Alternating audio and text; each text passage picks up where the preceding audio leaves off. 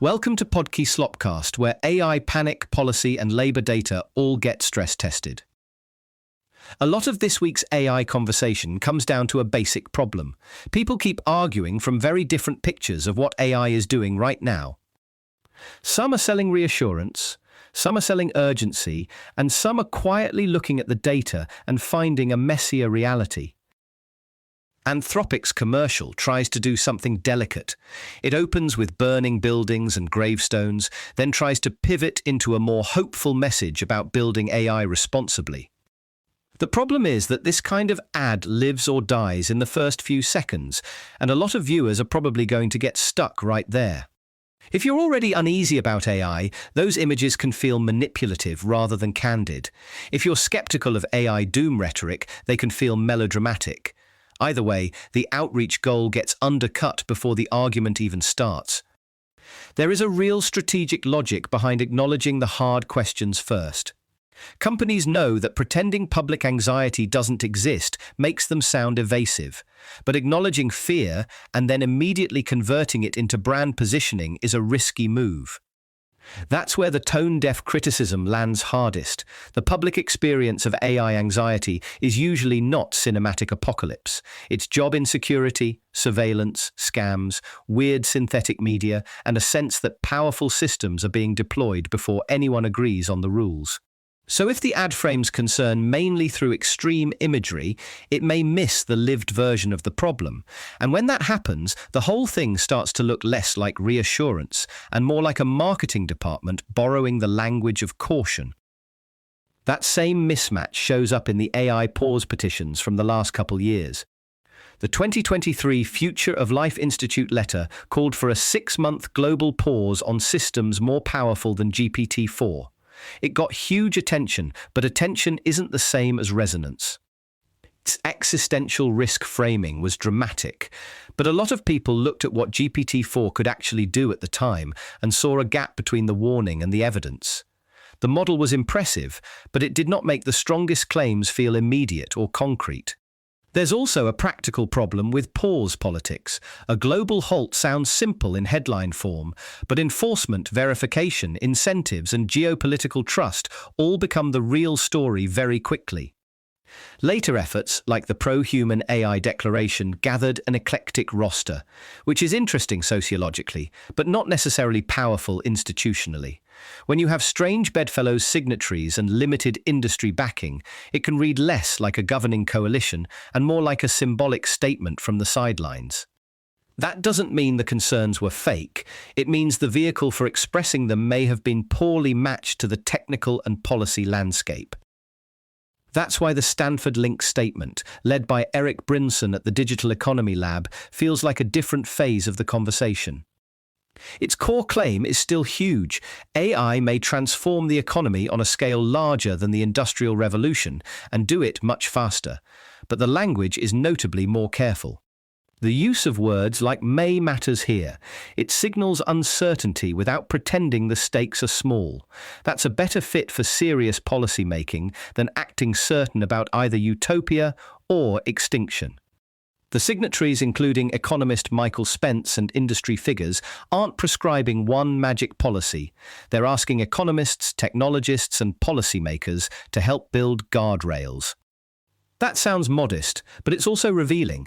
It reflects a recognition that AI governance is not just a computer science question. It's about labor markets, industrial structure, competition, public capacity, and institutional design.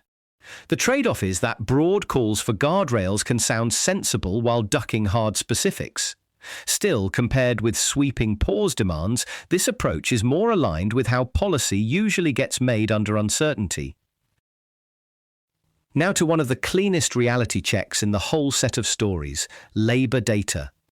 Google DeepMind researcher Alex Emas says the unemployment rate for 20 to 24-year-olds has stayed effectively unchanged since the AI boom. On its face, that cuts against the loudest job loss narratives. Sam Altman saying AI appears net job creating so far is also notable, especially because he says that was not what he expected. When even a leading AI executive is surprised by the labor outcome, that's a clue that simple automation stories are missing something. But unchanged youth unemployment does not prove AI is harmless. Labour markets can absorb disruption in ways that don't show up immediately in the top-line rate. Hiring may shift by sector, wages may weaken, entry-level tasks may erode before whole jobs disappear, and effects can be delayed. Still, the burden of proof matters. If the claim is that AI is already causing broad labour market devastation, the evidence here does not support that. The stronger current position is narrower. AI may be reshaping work in real ways, but the macro job collapse story has not shown up in this data. KPMG's study is useful because it moves the discussion from access to capability. Across 1.4 million workplace AI interactions, the highest impact users were not just writing better prompts, they were treating AI like a reasoning partner. They framed the problem, tested outputs, iterated, and steered the system towards something usable. That distinction matters because it pushes back on the idea that AI value is mostly about the model itself. A lot of the gain may come from the human workflow wrapped around the model. If that's right, then the bottleneck is partly organizational and educational. Companies can buy tools quickly. They cannot instantly create judgment, process redesign, or effective human-AI collaboration.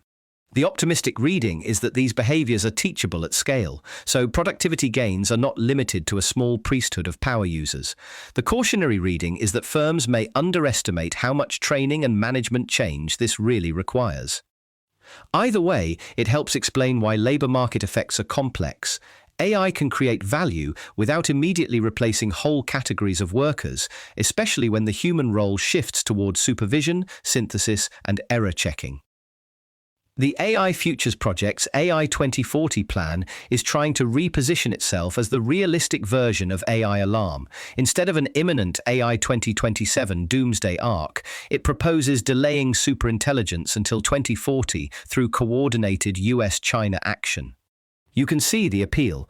It sounds less breathless and more strategic, and it frames delay as the least bad option rather than a total stop.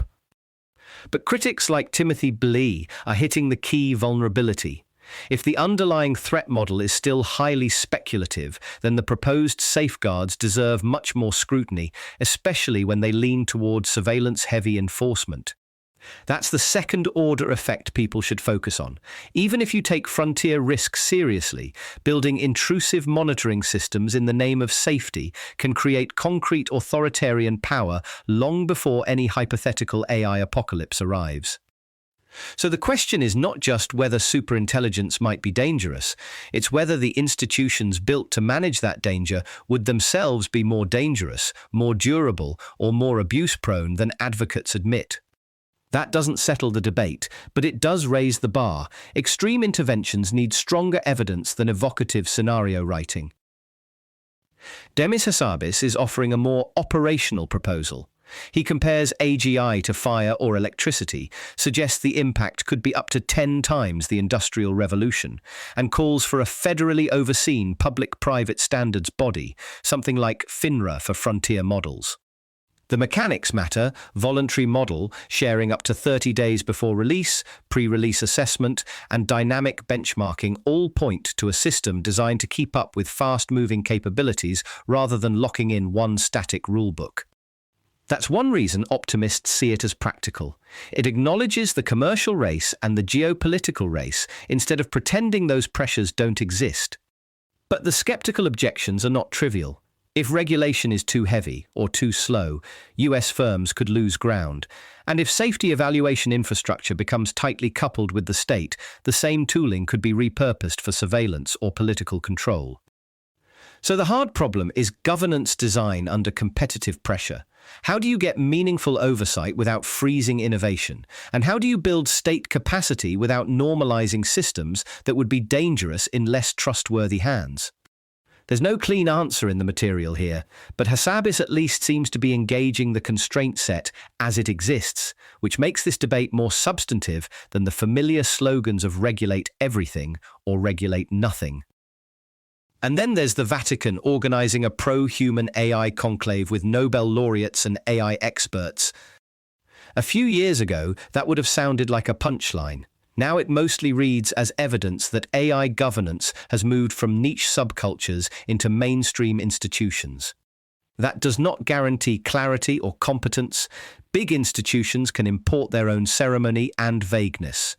But it does suggest the conversation is broadening beyond fear campaigns and industry boosterism. In that sense, this might be the real through line across all these stories. The AI debate is slowly shifting from pure narrative warfare towards slower, messier, multi-stakeholder deliberation. That's less dramatic than countdown clocks and apocalypse trailers, but probably closer to how durable policy legitimacy actually gets built. That's the read for today on Podkey Slopcast.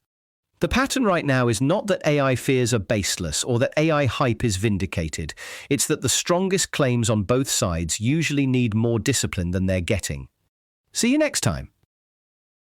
This episode was generated by Podkey. Create your own at podkey.fm.